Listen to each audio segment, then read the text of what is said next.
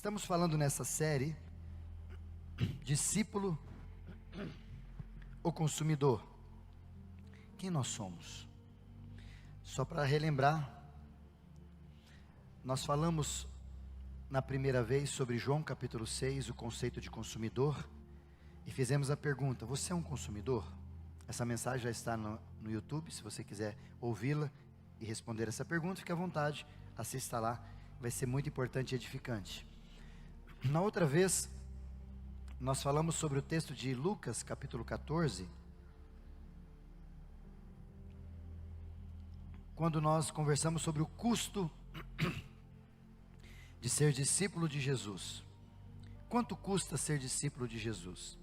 Falamos nessas variáveis: decidir sair da multidão, você precisa alinhar suas prioridades, você precisa rever a sua identidade, você precisa pensar se vale a pena antes de começar, e você precisa abrir mão do seu eu. E hoje, até passou mais um aqui que nós queríamos, cadê? Isso, do impostor, aqui, do custo, faltou um ali, acabei esquecendo. E hoje o tema da nossa mensagem é sobre essa expressão: será que compensa ser cristão? Numa outra tradução, talvez a pergunta seria: o que eu ganho com isso? Porque a gente falou aqui nesses dias que há um risco muito grande de você ser consumidor. Falamos aqui também esses dias sobre o custo de você ser discípulo. E a despeito desse custo, nós falamos claramente que é um custo muito caro. O que custa ser discípulo de Jesus? Custa caro. Não é fácil ser discípulo de Jesus. A pergunta talvez que a gente deveria fazer, e entre alguns bate-papos de Jesus com seus discípulos, Jesus ficou talvez, na minha visão, um pouco triste, porque alguns abandonaram Jesus, alguns foram embora, alguns falaram: não quero mais. E aí Jesus chega para os seus discípulos e pergunta: e aí? E vocês? E aí um dos discípulos diz assim: para onde nós iremos? Se só tu tens palavras de vida eterna. Para onde eu vou se eu não tenho para onde voltar, como diz a linda canção? Porque Jesus estava deixando muito claro, e talvez acredito que seja esse o erro de muitas igrejas ou de muitos pregadores, é não dizer a realidade, verdade, nua e crua, a despeito do que é ser um discípulo de Jesus, o que é ser um cristão. Porque às vezes a gente mistura e tem a ideia de que ser cristão é ser aquela pessoa que vai para a igreja. Essa semana mesmo, conversando com uma pessoa e perguntando para ela: você vai a alguma igreja? Não. Mas você é cristã? Sou católico, mas não vou a igreja nenhuma. A gente chama-se, ela brincando, sou católico não praticante. Não tem problema. Mas será que Jesus, quando ele disse para nós, a despeito de ser discípulos, ele estava querendo falar sobre frequentar uma igreja? Ele estava querendo dizer para nós sobre ler um livro, estar num lugar como esse, viver essas sensações, esses momentos gostosos, maravilhosos? Será que é só isso? Até porque se for só isso, tá barato, não é muito caro. Porque é só você se organizar na sua agenda que você vem todo domingo. Só você colocar uma roupa bonita que você consegue se comportar num nicho religioso, numa estrutura, e ficar ali atendendo às necessidades que precisa. Então parece que não é muito difícil a forma que as pessoas dizem a despeito de ser discípulo de Jesus. Mas dessa feita, eu acredito que a gente precisa entender não só o custo, mas depois que você entende isso, há uma recompensa da parte de Deus, da parte do Pai, com seus filhos por serem quem nós somos. Mas antes de falar sobre isso, eu queria entrar numa consideração, talvez numa pergunta importante. Você acha que Deus faz acepção de pessoas? Mais ou menos? Sim? Não? O que você acha?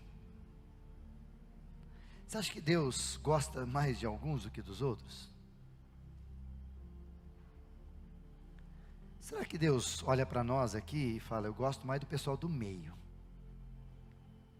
O pessoal desse canto aqui eu não gosto muito não. O Tiago ali, por quê? Não gosto dele não. Eu gosto do outro Tiago. Está desse lado. Como é que você acha que Deus faz? A gente tem a ideia, e isso é bíblico inclusive, por exemplo, no texto de Atos capítulo 10, diz o texto quando Pedro diz, então Pedro respondeu, vejo claramente que Deus não mostra nenhum favoritismo a ninguém.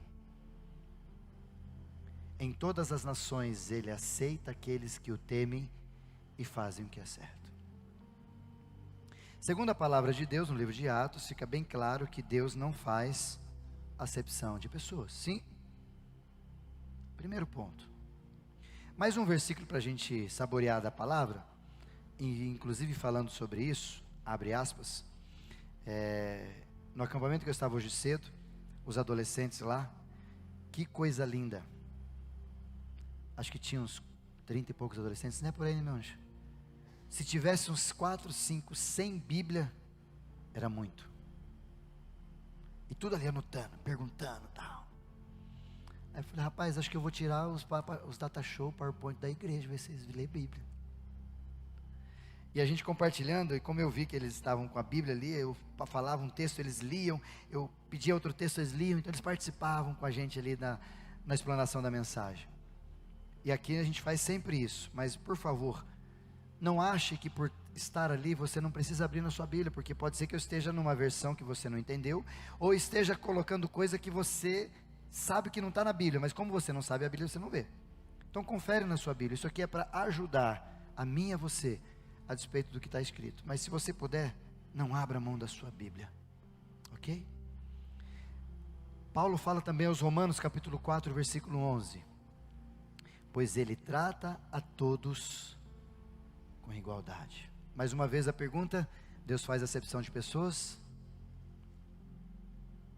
Depende. Quando você puder responder alguma pergunta que você não sabe a resposta, você responda, depende. Porque o outro que fez a pergunta fala, como assim? Deu tempo de você pensar. Entendeu? Então, depende. Deus faz acepção de pessoas? Você olha para o texto, depende. Do quê? À vista desse texto, não. Pronto, respondeu certinho. Olha, ligeiro. Mas há um texto importante que a gente precisa entender.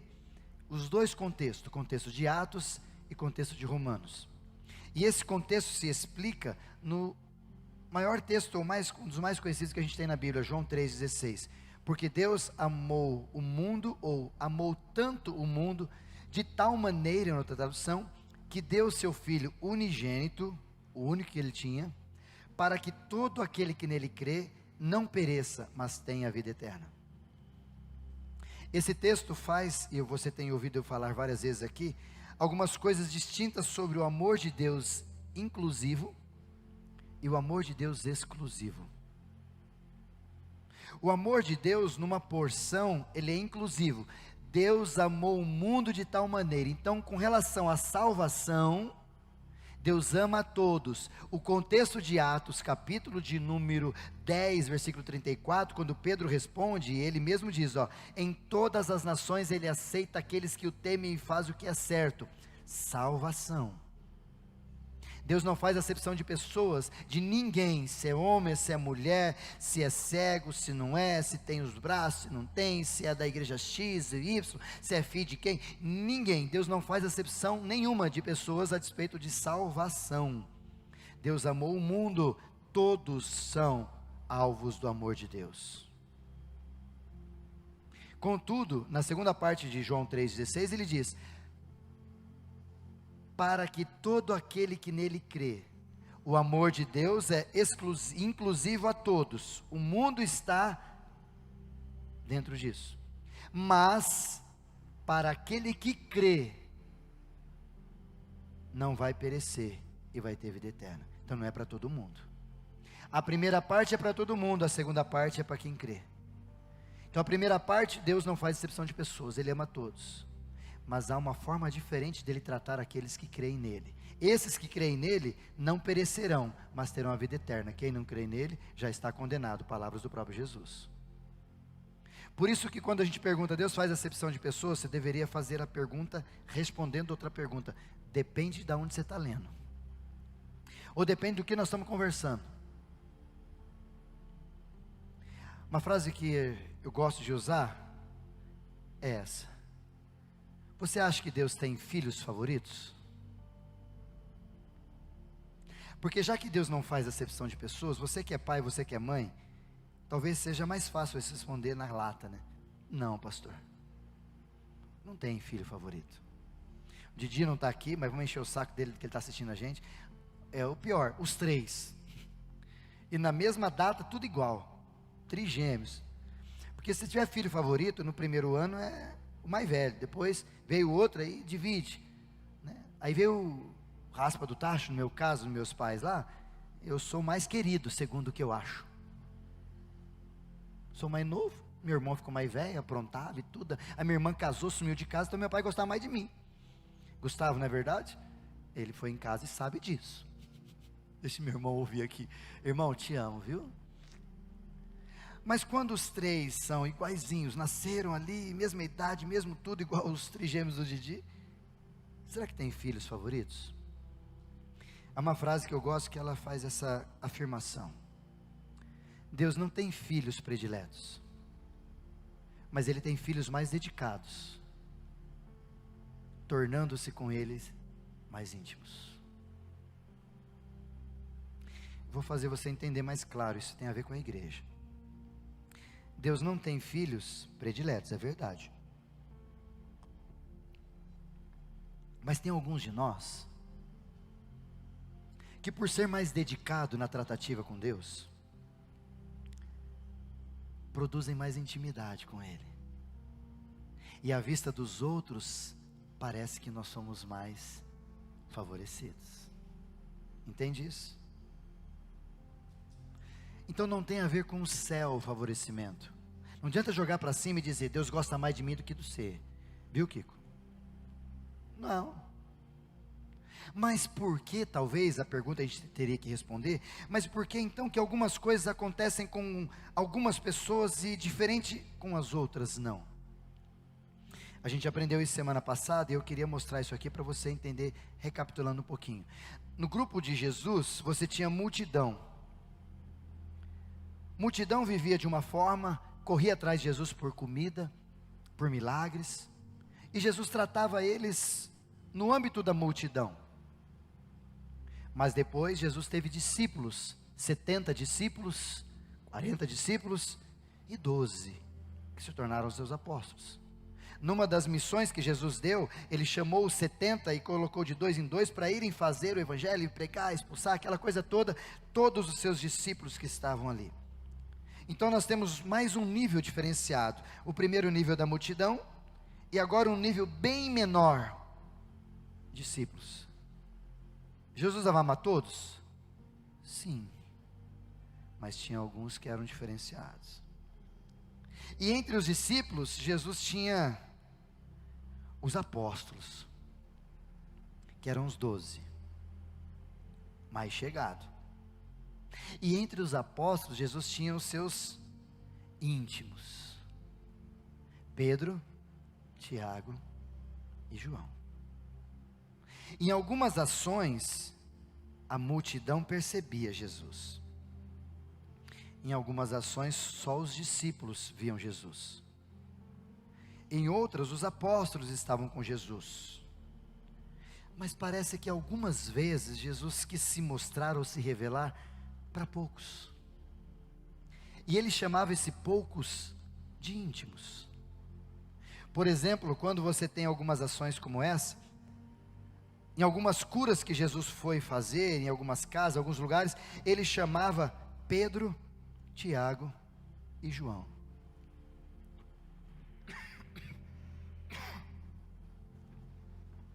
E os outros?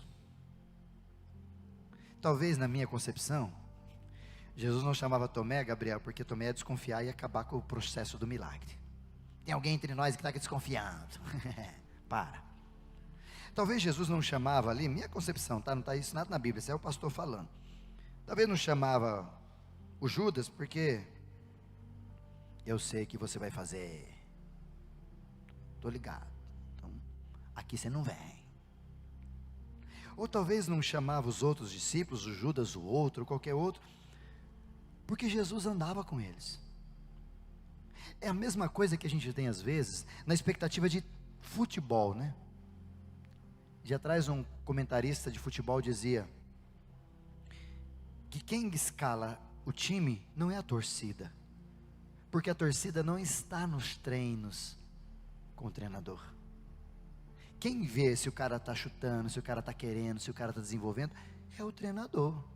E é ele que vai pôr quem ele no treino, na semana, nos dias que ele tem, para colocar para jogar, discordando ou não você. Ele que vai entrar.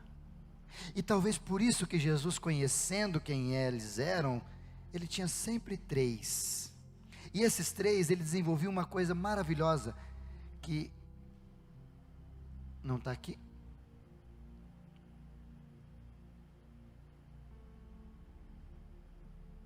Não está aqui. Estou passando à frente a mensagem. Deixa eu voltar. Desses 3, os íntimos, algumas coisas aconteciam de mais gostoso. E não é só sobre os 3. Quando eu olho para a palavra, me parece que, mesmo a despeito dos 3, e aqui entra eu e você para fazermos parte dos 3, ou dos 12, ou dos discípulos de Jesus, mas parece que estar aqui como discípulo tem recompensa. Deixa eu te mostrar outros textos da palavra. Em Hebreus capítulo 11, quando ele vai falar da galeria da fé, todo aquele texto maravilhoso, a hora a fé é isso, é isso, é isso, isso vai falar sobre vários personagens. No versículo 6 ele diz: sem fé é impossível agradar a Deus, pois quem dele se aproxima, precisa crer que ele existe, e que ele recompensa aqueles que o buscam. Você sabia que Deus recompensa nós? Ah, pastor, mas como assim Deus recompensa? Vou te dar outros textos para você entender. Colossenses 3, tudo que fizerem, façam de todo o coração, como a gente falou hoje à noite lá no nosso QG do Que Mais, como para o Senhor e não para homens, sabendo que receberão do Senhor a recompensa da herança. É Cristo, Senhor, que vocês estão servindo. Recompensa. Deus olha para mim, para você, no serviço, no trabalho, na atividade, como aqui os servos Que Mais, e não é se o pastor disser: querido, que bênção o seu serviço. Não é sobre o pastor resolver dizer isso ou não. É para Deus, então a recompensa vem dele. Ele sabe o porquê que eu estou fazendo e qual é a motivação do meu coração. Olha mais um texto. Apocalipse 22, no final escatológico, versículo 12: eis que venho em breve, a minha recompensa está comigo, e eu retribuirei a cada um, de acordo com o que esse fez. O texto está dizendo para nós, muito claro, que parece que Deus tem expectativa de ter entre eles, entre todos nós, alguns de nós, íntimos, e alguns desses vão receber algumas coisas que esses não vão receber. Recompensa. Tanto é que Jesus, no Mateus capítulo de número 6, muito lindo esse texto, Jesus fala várias vezes, olha isso: tenham cuidado de não praticar as obras de injustiça diante dos outros para serem vistos por eles. Se fizerem isso, vocês não terão nenhuma recompensa do Pai, porque vocês querem recompensa dos homens. Primeira vez. No versículo 2, Jesus começa dizendo, a respeito das esmolas, ele diz: eu garanto que eles já receberam sua plena recompensa sobre as esmolas. Depois, quando ele vai falar um pouquinho mais sobre aquilo que eles fazem em segredo, já receberam a sua recompensa, e o Pai que está no céu recompensará. Versículo 5, asseguro que eles já receberam a plena recompensa. Versículo 6, então seu Pai que vê em secreto recompensará, falando sobre oração. E no versículo 16 e 18, ele continua dizendo sobre recompensa. Me parece que o versículo, capítulo 6 inteiro, o Pai sempre tem disposição para recompensar os seus filhos. No versículo 16, ou versículo 18, anteriores até, como a gente falou no estudo bíblico de quarta-feira, a gente percebe que a recompensa, a gente falou isso na quarta do jejum, é dada por Deus. O que deixa claro para a gente é que o Pai sempre recompensa os seus discípulos.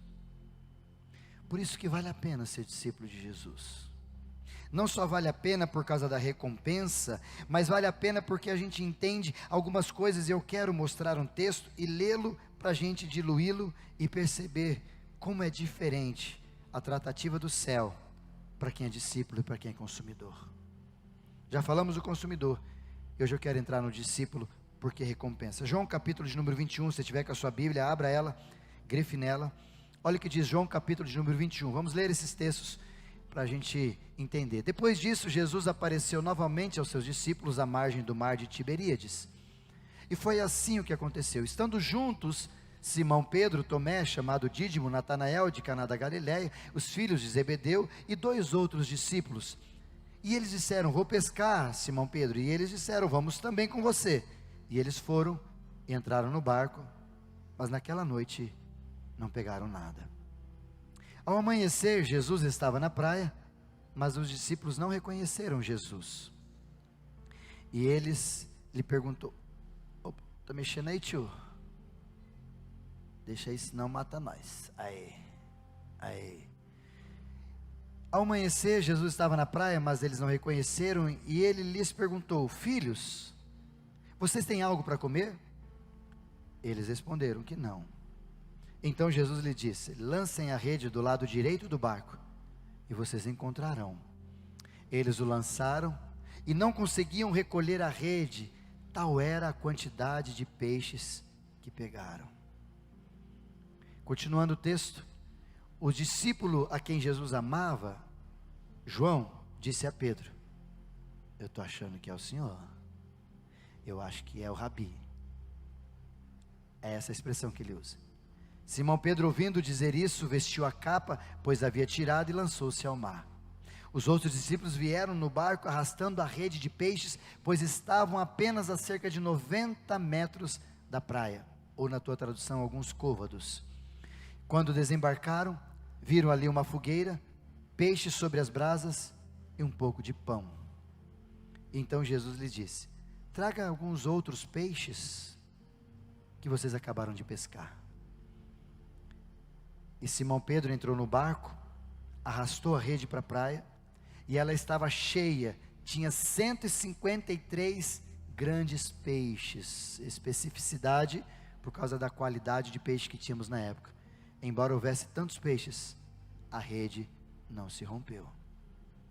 Finalzinho dos textos, Jesus então lhe disse: venham comer. Nenhum dos discípulos tinha coragem de perguntar: quem és tu? Porque no fundo eles sabiam que era o Senhor. Jesus então aproximou-se deles, tomou o pão e lhes deu, fazendo a mesma coisa com o peixe, repartiu e lhes deu. Esta era a terceira vez que Jesus apareceu aos discípulos depois de ressuscitar dentre os mortos. Quero te convidar a pensar e meditar um pouquinho sobre isso, a despeito do tema que há uma recompensa para ser discípulo.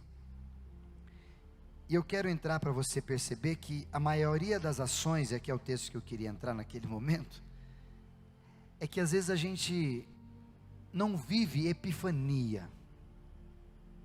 Sabe o que é epifania?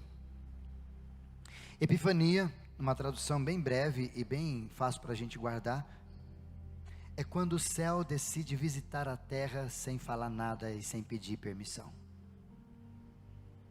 Uma outra tradução, é quando o céu resolve fazer um milagre sobrenatural em nós e através de nós. Isso é uma epifania. É quando você tem um momento diferenciado e você tem claridade que é Deus falando com você. Então toda vez que o céu resolve descer, se manifestar, uma epifania acontece. Às vezes num próprio culto, como nós estamos aqui adorando a Jesus, a epifania, o próprio Deus se manifesta, falando algo ao teu coração. Você fala: nossa, era isso, verdade, Senhor. Isso é uma epifania. Das mais simples, das mais fraquinhas, vamos dizer assim, sem muita coisa milagrosa, como daquelas coisas gigantescas que a gente fala: nossa, só Deus mesmo. Aí a avaliação menor ou maior você faz, fica a seu critério. Mas a epifania, uma das mais lindas que eu acho da Bíblia, foi essa. No Monte da Transfiguração, Jesus chama os discípulos, separa da multidão, chama os apóstolos, separa dos discípulos, e chama 3, Pedro, Tiago e João. E com esses 3, sobe um pouco mais acima a montanha, e ao subir lá, Jesus começa a viver uma epifania, o céu desce, e é essa a ideia mesmo, tudo fica claro como uma luz, como meio-dia, tudo fica irradiante, e de repente ao seu lado está Elias e Moisés, e Pedro fica embasbacado com aquilo. Dídimo não viu, Natanael não viu, Judas não viu, Judas o outro não viu, Bartolomeu também não viu, enfim, todos os discípulos aqui estavam lá embaixo, nem sabendo o que estava acontecendo lá em cima. Mas lá em cima, no lugar dos íntimos discípulos de Jesus, algo sobrenatural estava acontecendo. Nesse texto, Jesus deixa bem claro quando a voz do céu diz: a ele ouvi, ele é o cara, ele é o centro, tanto das leis, na representatividade de Moisés, quanto do libertador, daquele que é o homem, o Senhor, aquele que é o cara para o povo judeu, Moisés. Jesus é a configuração de tudo isso. Todo dia a gente fala desse texto, mas eu queria que você entendesse que nessa passagem de João, no capítulo 21, nós temos também aqui uma epifania maravilhosa, onde Jesus ressurreto aparece aos discípulos mais uma vez, só que eles estão distantes da praia pescando, e a madrugada toda pescando, e não pegaram nada, diz o texto, resumindo um pouquinho. E Jesus aparece, não sei como ele consegue fazer isso, mas ele aparece com lenha, com peixe e com pão. E ele conversa com os discípulos e fala: vocês vão pegar? Não pegar, não, é do outro lado, pega do outro lado, lança para a direita, lançaram para a direita, e as redes vieram cheias. Lembraram os discípulos do primeiro encontro que tiveram com Jesus. Foi desse jeito. Foi desse jeito. Contudo, a hora que eles chegam lá, Jesus já estava esperando com peixe assado na brasa, gostoso, né, Gui? Do jeito que você gosta de fazer, o Gui que está assistindo a gente pela internet. Aquele pãozinho gostoso que a dona Elza faz, esperando os discípulos.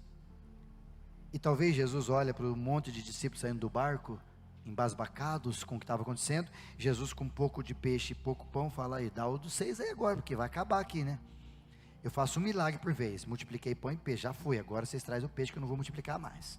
Não é hora de multiplicação, é hora de ensino. Não sei se você sabe disso, mas depois que Jesus ressuscitou, ele apenas ensinou, nenhum milagre ele fez. Mas outro dia a gente fala sobre essas demandas de Jesus em outro momento. Eles aparecem próximo a Jesus, e Jesus os alimenta, os abençoa. Depois desse texto, o que acontece é aquela bate-papo de Jesus com Pedro. Lembram disso? Mas vamos ficar nesse primeiro. Algumas coisas que eu gostaria de convidar você para a gente aprender sobre isso. Primeiro delas, vale a pena ser discípulo? Primeiro, discípulos passam por frustrações. E aqui é muito importante a gente entender que por mais que você esteja deste lado aqui dizendo: eu sou íntimo, eu estou do lado do Pai, a gente está sempre juntos, mesmo aqui, nós vamos passar por frustrações. Estar perto de Deus nunca foi e nunca será quesito para você se livrar dos problemas. A grande diferença, talvez você precise entender isso sempre na sua vida, é que quanto mais distante você estiver de Deus, mais tempo na frustração você vai ficar, mais tempo no problema você vai se ater, mais distante de você chegar perto dele ou ele de você. Pastor, mas Deus não vai ficar ao meu lado? Não, meu irmão, não vai. Está na Bíblia? Está. O anjo do Senhor acampa-se ao redor de quem? De todo mundo? Não, dos que o temem, só. Então não é de todo mundo. O anjo do Senhor acampa perto da multidão? Não, maninho. É só de quem teme. É só de quem está aqui, ó. Por isso que você precisa entender definitivamente que por mais que estejamos lá, os problemas vão acontecer. Algumas orientações. Eles estavam frustrados porque o mestre morreu. Não tinham mais esperança, inclusive voltaram à sua rotina comum, voltaram a pescar, porque decepcionados com a realidade da vida que eles estavam, mas faz parte da vida, irmão. E talvez uma questão muito clara para você: se você é discípulo de Jesus, intimidade com Jesus, talvez você perceba que essas frustrações fazem parte da caminhada da vida. Aí para você vale o texto de Romanos 8, 28. Todas as coisas cooperam para o bem daqueles que amam a Deus, daqueles que são chamados segundo o propósito que Ele tem para nós. É para essa galera. Contudo, se em meio à vida você também vai ter frustração, mas você está em meio à multidão, consumidor, quando você lê o texto, todas as coisas cooperam, você fala, mas como, miserável? Não faz sentido. E não faz. Porque você está no lugar errado. Jesus nunca chamou a gente para estar aqui. Jesus sempre nos convidou a sair da multidão, se tornar discípulo, e como resultado de ser discípulo e se alegrar na presença de Deus, virar íntimo de Jesus. No mundo tereis aflições, mas tem de bom ânimo, eu venci o mundo. Para quem Jesus disse isso para nós? Não, meu irmão, para os discípulos. Não foi para nós. Por isso talvez não diga para muita gente isso não, porque eles não vão entender. Porque Jesus disse para os discípulos: vocês vão ter aflições, mas fiquem em paz, tem de bom ânimo, eu venci o mundo, nós estamos juntos, vamos passar por essa. Segunda verdade que o texto nos ensina de forma prática, é que Jesus está sempre de olho em seus discípulos e suas necessidades. Versículo 4 e 5. O que aconteceu naquele percurso todo foi de madrugada. Poxa, de madrugada e Jesus está de olho, irmão. Nos discípulos, Jesus está de olho até no escuro, até de madrugada. Até porque é muito comum discípulos de Jesus se encontrar com Jesus de madrugada. Talvez quando você é acordado de madrugada e não sabe por quê, quer uma resposta? Talvez Jesus está te chamando para orar. Ah, pastor, eu tenho tanta insônia. Não é insônia, irmão, é oportunidade de oração. Olha com outros olhos. Vai orar. Porque discípulo de Jesus e Jesus se encontram de madrugada. Jesus está sempre de olho. Olha o que acontece no texto. Eles pescavam de madrugada, não pegavam peixe algum, e Jesus os aguardava na praia, observando tudo o que está acontecendo. O fato é que diante da multidão Jesus olha, mas para os discípulos Jesus faz assim: recompensa de ser discípulo. Pergunto para você, só eles não pegaram peixe naquele dia, você acha? Você só tinha um barquinho lá aquele dia pegando peixe? Tinha muitos pescadores, mas por que Jesus olhou para esses? Porque sempre há recompensa para quem é discípulo, para quem paga preço. Quem não paga não tem problema. Dá uma olhada no peixe do outro. Mas por que, Senhor, tu não olhas para mim? Talvez uma resposta clara que a gente aprendeu no primeiro dia sobre Jesus olhar, Jesus responder, o Pai olhar, o Pai responder, e Ele está olhando, querendo achar alguém que possa trocar ideia. Talvez Ele olhe para você: você nunca olhou para mim, agora você quer que eu olhe para você? Você nunca quis nada comigo, agora você quer que eu tenha algo com você? Como assim? Vamos começar do beabá. Então vamos começar lá de trás. Entenda a multidão, saia para discípulo, vire de apóstolo, nesse caso, né? Se torne íntimo comigo. Ou você está achando que você acabou de chegar, vai sentar na janelinha? O que você é? Filho do Papai Noel? Deus não faz acepção. e muito mais nessas horas. Pastor, mas eu acho tão difícil isso, é verdade. Lembra do texto da parábola do filho pródigo? Se fosse muitos pais aqui, tinha deixado a fazenda, fechado as portas, ido atrás do filho, sim ou não? O que o pai fez? Fico aqui, estou aqui na expectativa, braços abertos, esperando. Mas se eu for, eu vou estragar o processo que Deus está trabalhando na vida dele. Ele precisa passar para que ele venha, e ao vir caindo em si, vou voltar ao meu pai, e dir-lhe-ei: Pai, pequei contra o céu e diante de ti, já não sou digno de ter chamado seu filho. Ou seja, ele saiu dessa multidão, dessas doideiras, e naquele tempo, naquele momento, naquele instante, ele se tornou íntimo do pai. Contudo, tinha um íntimo que se achava íntimo, mas que estava sempre do lado do pai. Mas quando o outro veio, esse aqui deixou de ser íntimo, porque se ele é, eu não posso ser. Se eu sou, não há espaço para ele ser o filho mais velho. Lembra da parábola? As palavras dele são muito duras para o pai. Esse teu filho, que gastou todo o teu dinheiro com a mulherada, agora volta e o senhor mata um bicho, o senhor nunca me deu nada, agora faz tudo para ele. Ou seja, este.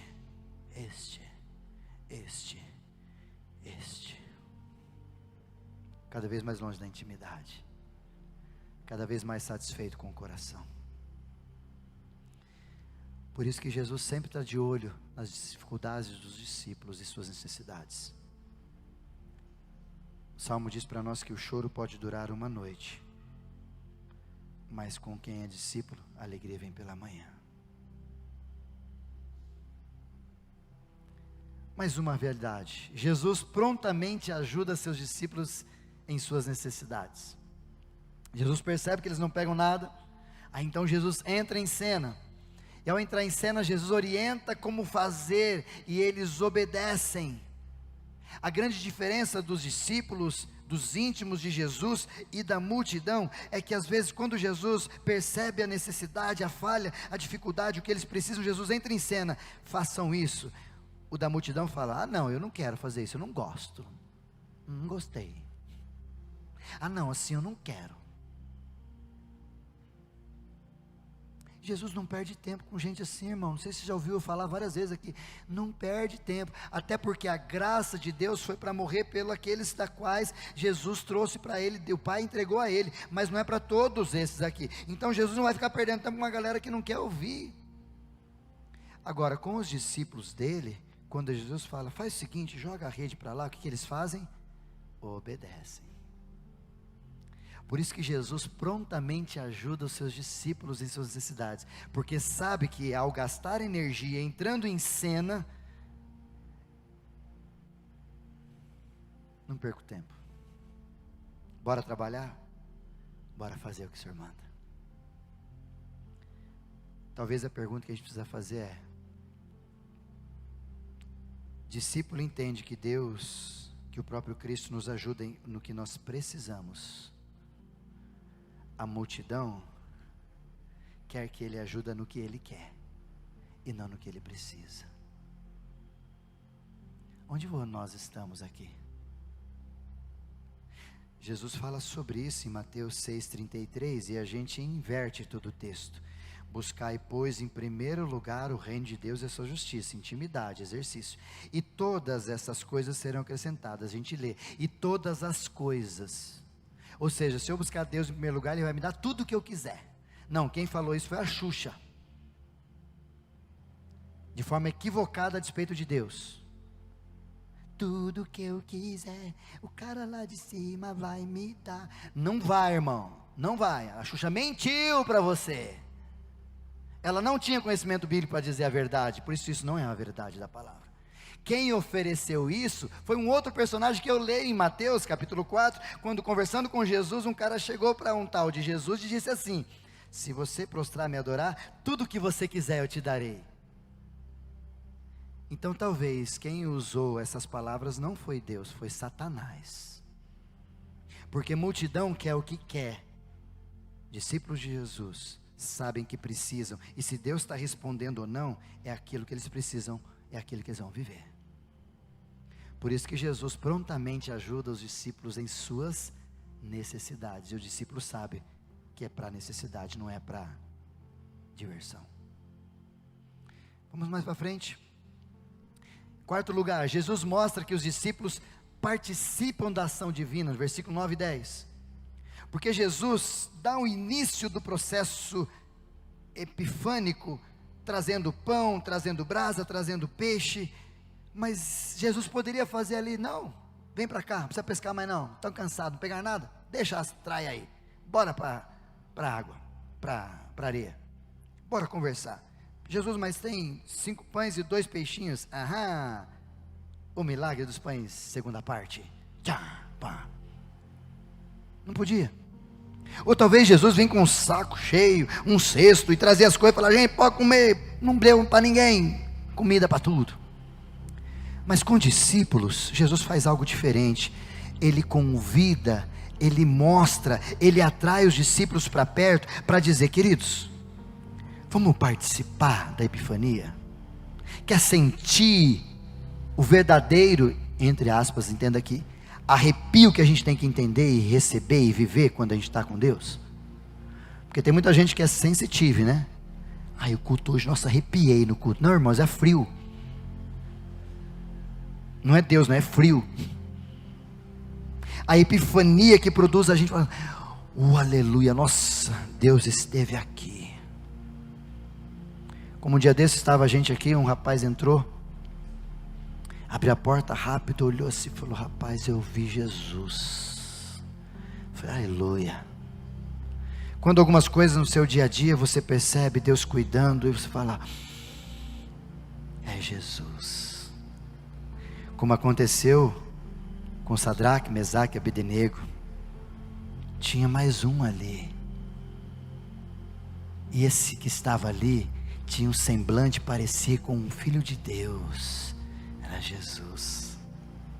Por isso, queridos, Jesus convida os seus discípulos a participar do processo, fazendo assim, ó, vai lá, pega a vara, vai pescar, faz assim, faz assado, vamos junto. Aí de repente os próprios pescadores, Pedro e todos os outros, se surpreendem com 153 tipos. Por que esse número? Porque naquela época catalogados era o número limite, 153 espécies de peixes.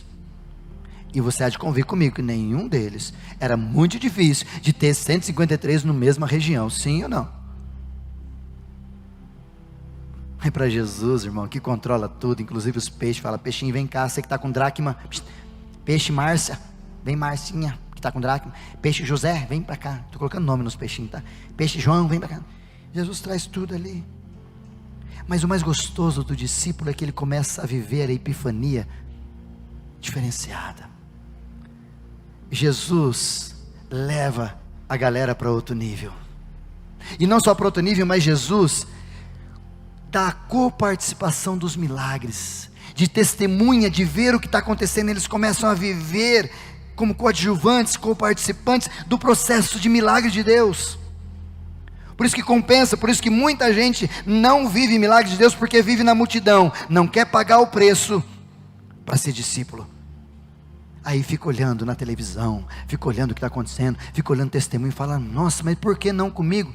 Simples, talvez a primeira resposta é porque tu não paga preço, porque tu não quer sair da multidão, porque tu não quer sair desse lugar confortável, que já falamos sobre isso, e ir a um caminho de intimidade com o Pai. E a hora que você vem para cá, você começa a viver experiência e fala, Jesus, como eu fiquei tanto tempo sem estar aqui, como é bom estar neste lugar. Discípulos trabalham junto com o mestre, e a partir disso começa a dar testemunho do que eles vivem. Isso foi tão evidente que quando Jesus conversa com Pedro, Atos capítulo 1, fala com todos, recebereis poder do Senhor sobre vós. Aí Pedro vai para a casa da Formosa, capítulo 3 de Atos, e de repente tem um coxo ali. Na minha cabeça, acho que Pedro olha e fala, rapaz, Jesus falou que nós ia curar esses caras.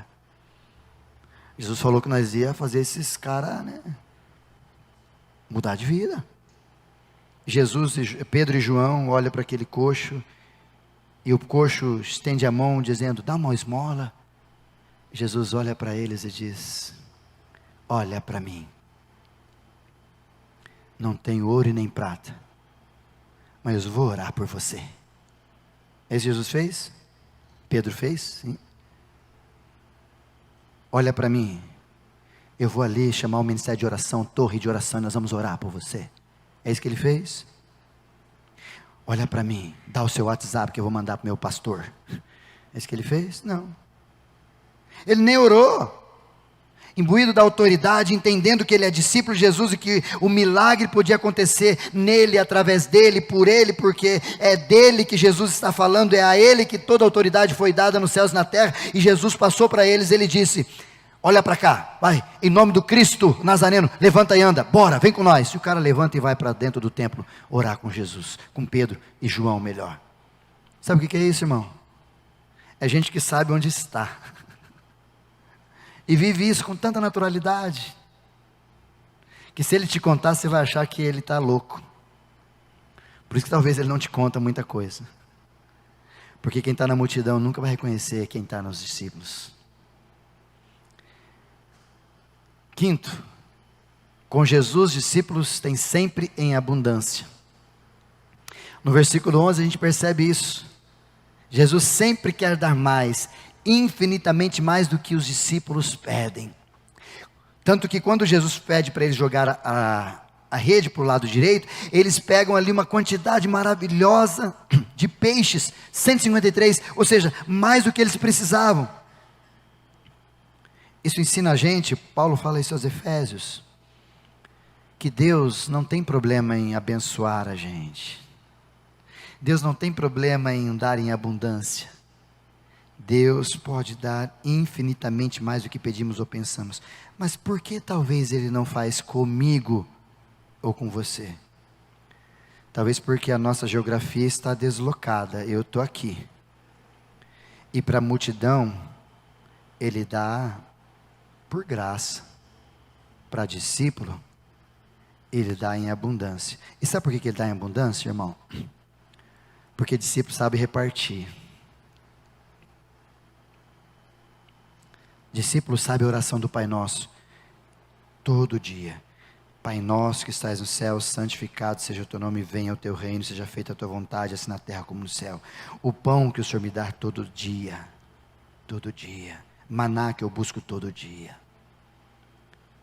Ele não busca o Pai só no domingo à noite,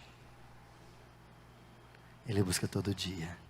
E por ele ter consciência que ele busca todo dia, ele tem sempre tem, a abundância começa a florir, e ele tem consciência que ele tem que repartir.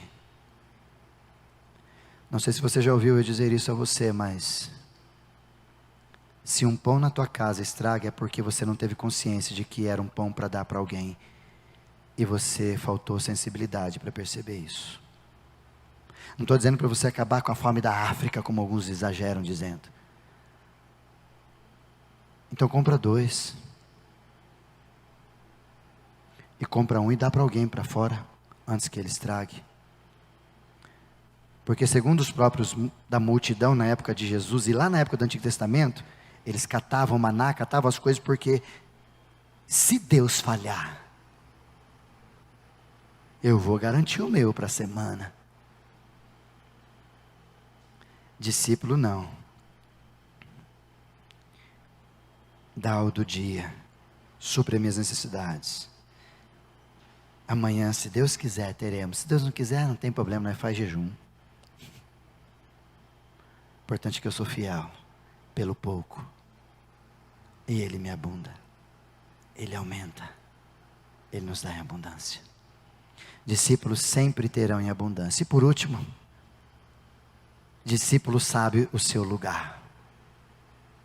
No finalzinho do texto, eles começam a conversar entre si, dizendo, é o mestre? E aí Pedrão fala, é o mestre? Não, fala você. Não, fala você. Não, todo mundo ali se esquivando, dizendo, será que era o mestre? Mas ninguém queria tomar coragem de dizer por quê? Por causa da postura de quem Jesus era, o rabino, e eles eram os talmidins. os aprendizes, os discípulos. E eles falavam quando o mestre permitia. Eles relacionavam quando o mestre permitia. E nesse encontro, nós precisamos entender essa demanda de Jesus, porque a gente precisa olhar para Jesus e entender que Ele é o centro, Ele é o mestre, e que nós estamos aqui por causa dEle, não é por mim, não é porque você é bom, porque você é legal, porque você tem dinheiro, porque você não tem, porque você passa por dificuldade ou não, mas é por causa de Jesus, tudo é para Ele. E os discípulos sabem disso, por isso que naquele instante, antes de abrir, de celebrar o pão, de abrir para todos, eles sabem quem é Jesus, mas eles sabem o seu lugar e o seu papel. Enquanto Ele não se revelar, nós fica aqui. Multidão não. Multidão não sabe o seu lugar. Ora chama Jesus de Pai, ora chama Deus de Pai, ora chama Espírito Santo de força legal, ora chama não sei o que de qualquer coisa, ora pede alguma coisa para Deus agora, ora faz não sei o que, e manda em Deus, e faz... É uma bagunça. Essa semana apareceu um vídeo, me mandaram hoje, que agora uma personagem da música vai dar marteladinha no Apocalipse. Vocês viram isso? Vocês querem o que nesse tempo, nesse mundo? Não tem, irmão. E os irmãos da igreja cantando. Todo mundo junto. Aí você tem aquela frase que sempre está no meio da multidão. Não tem nada a ver. Mas no meio dos discípulos, a gente sabe quem nós somos. E nós sabemos em quem temos crido. E eu sei que Ele é poderoso para fazer, guardar e proteger, até o dia que Ele me chamar para a glória. Visão, comportamento, postura de quem está desse lado. O lugar do discípulo é imitar o mestre. Ele manda, eu obedeço. Ele diz, eu faço.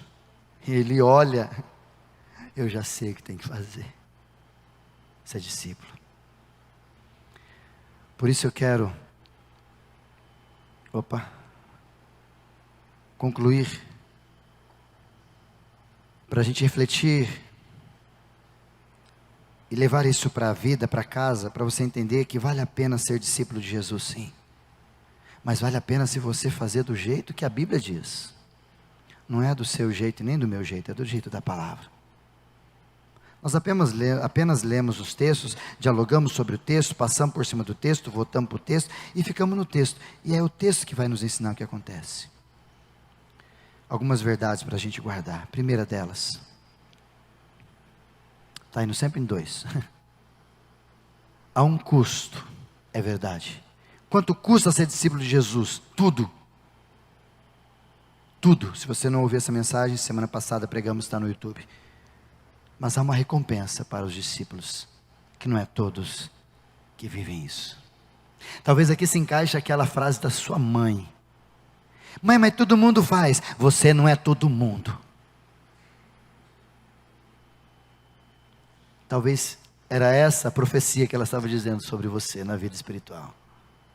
Você não é todo mundo. Jesus te chamou para ser discípulo, não para ser da multidão. Segunda verdade, discípulos são ouvidos até de madrugada. Talvez aqui, pastor, mas por que a paz que excede a todo o entendimento não ocupa meu coração, como a gente falou na hora do louvor? Talvez porque Deus sabe, se Ele fizer alguma coisa com você, você não vai responder do jeito que tem que responder. Talvez Deus sabe, se Ele te der a direção, você vai brigar com Ele. Talvez Deus sabe, se colocar no teu GPS da história da sua vida, esse é o destino, você vai falar, não, vou para cá, vou pegar atalho, vou para lá, vou para cá. Então até a hora que você parar de se bater que nem peixe, cansou, posso, entra em cena, entra, aí vai e pega. Discípulo é assim, ele não luta mais por si, ele depende única e exclusivamente de Jesus, porque ele sabe que ele já tentou ficar longe e não rolou, ele já sabe que ele tentou fazer pelas próprias mãos e não deu certo, por isso que ele sempre busca refúgio em Jesus. Jesus está atento aos seus discípulos, Isso tem a ver com você? Eis que estou convosco. Palavras para os discípulos. Ontem aconteceu uma coisa muito engraçada, cômica, mas ao mesmo tempo muito diferente comigo. Eu acho que é o primeiro carro que eu tenho que a chave você guarda em qualquer lugar e aperta o botão, sabe? Esse pit stop, esse trekking, pá. Carro chique, né? Tem que andar nele, né? A Angélica vai essa semana para vocês passear. E ontem nós estávamos na fazenda do Pedrinho, né, Pedrinho? Guardei o carro lá. Para não ficar andando com a chave, sabe o que eu fiz? Coloquei a chave no para-brisa. Na frente do carro. Para-brisa. Em frente ali do limpador, sabe? Deixei ali. Entrei no carro, apertei o botão, o carro fez o quê? Ligou, a chave está perto. O sítio fica para frente da Prata, estrada de chão. Quantos quilômetros, Pedro? Até chegar no asfalto ali? Uns 4, 5 quilômetros por ali, estrada de chão. Aqueles negócios doidos para dar uma corridinha, não, e eu fiz. E vim embora, eu me expus na estrada de boa. Cheguei em São Manuel por trás lá, um buraqueiro. Parei em casa, desliguei o carro.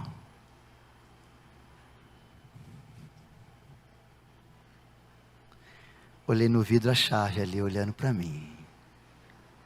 Oi? Peguei um ar, dizia ela ao meu coração. Aí eu olhei e falei, Jesus, de novo, estou dando trabalho para o Senhor. Como que uma chave de um carro, estrada de chão, de Prata para cá, como a gente andou e sabe como é que é, paradinha. Ah, coincidência, você vê como você quiser. Eu vejo como um anjo sentado no meu capuco, o braço ali colado, falou, oh, miserável, esqueceu de novo esse trem. Eu tenho que ajudar a fazer o quê? Coisas simples e coisas maravilhosas acontecem com quem é discípulo de Jesus. O convite que eu faço a você, a despeito disso, é: onde você quer ficar? Discípulos ou consumidores? Ser discípulo dá trabalho, é verdade. Mas a gente dorme tão bem, porque a gente sabe que Deus cuidou da gente. O texto do Salmo, quando diz, em paz me deito e logo pego no sono, é de discípulo. Da multidão não consegue, porque ele dorme preocupado com o amanhã, desesperado porque não deu certo o que ele queria. Discípulo dorme em paz. Discípulo dorme em paz porque sabe que se o filho foi embora, foi para outro lugar, Deus está cuidando dele lá,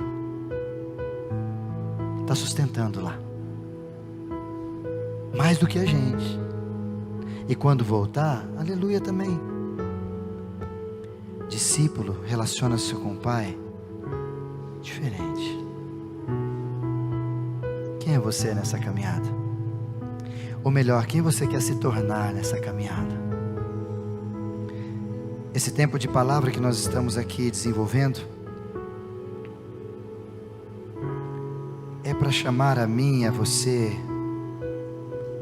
num convite maravilhoso de Deus, dizendo: Jesus não chamou a gente para ser da igreja. Jesus não me chamou, não te chamou para a gente ser da igreja X, Y, Z. Jesus nos chamou para a gente ser discípulo. Tanto que a ordem que foi dada aos discípulos era: ide e fazei discípulos. Por isso que a gente precisa voltar a entender que o Jesus quer comigo e com você é nos reconhecer como os discípulos de Jesus. O que falta para nós? Pagar o preço? Se desenvolver? O que falta para a gente se tornar discípulo de Jesus?